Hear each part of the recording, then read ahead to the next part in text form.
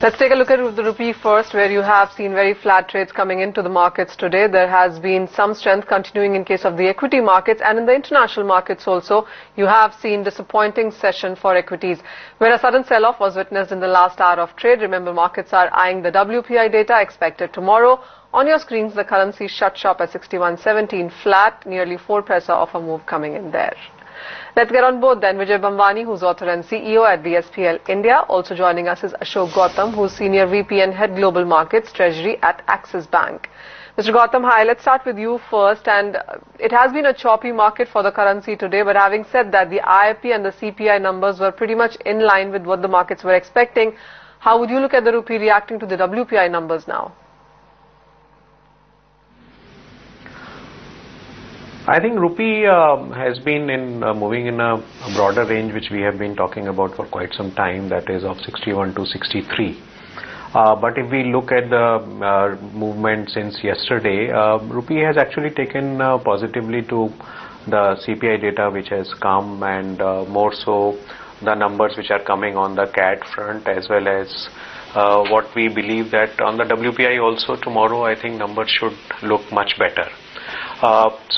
Rupee, the way it is now moving on, it is now trying to go below 61. But one factor which we must all continue to look at is Reserve Bank of India buying dollar around these levels, because that's what we earlier saw, that the moment dollar rupee was moving towards 63 or so, there was dollar supply, but around these levels what we have been seeing, that there could be some kind of buying.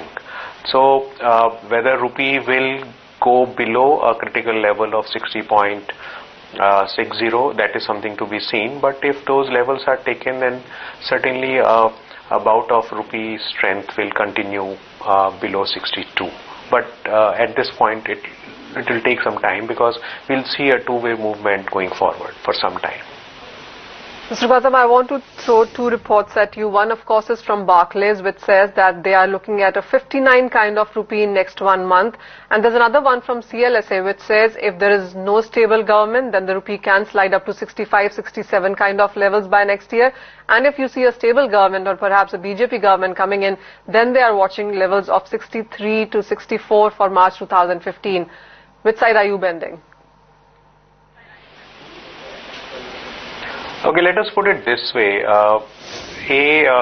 Is the rupee positioning itself for a stable government? That looks like to be the case at this point of time. But let us also look at if that result is not coming, if there is a uncertainty, or there is a hung parliament, or some other political uncertainty, then certainly rupee will be thrown off gear, and we can see 64 to 65 coming back. But probably these two reports are talking about, if I heard you correctly, they are talking about the March 15 number. March 15, if there is a stable government in place, and certainly what the steps which Reserve Bank of India has taken, they are bearing fruit. If you look at the CPI numbers which have come already, so the next January's CPI target seems to be very much in place, and so that will certainly point towards a stable interest rate regime, or maybe going forward easing of the interest rates. So that will certainly give a positive signal to rupee, in the sense like we'll see a lot of investment dollar coming in. We've already seen dollar on the debt side, as well as in the few sessions which we believe that on the equity side also inflows are coming in. So my take will be, certainly it will be dependent on a event, but certainly we are also tending to see rupee somewhere around 59.5 to 60.5 next year March.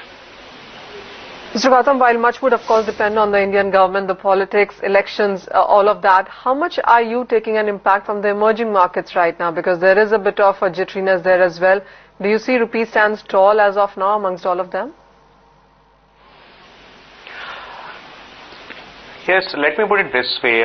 People have been talking about a lot, that what is happening in China is certainly going to impact the emerging market countries, I would a little bit try to give it a different spin that if there are some issues with the China growth and all, probably the next best bet would be India. And I would expect, add to the fact that there could be political certainty going forward, will certainly be a hot destination for the dollars to flow in, whether in the debt or in the equity. Generally the mood will be, uplifting and all, and that is something which we are already seeing some moves in the market. And let us also not forget the commendable steps which Reserve Bank of India has taken over the last 6-7 months and which have really borne fruit. So I am quite optimistic about Rupee going forward. Sure.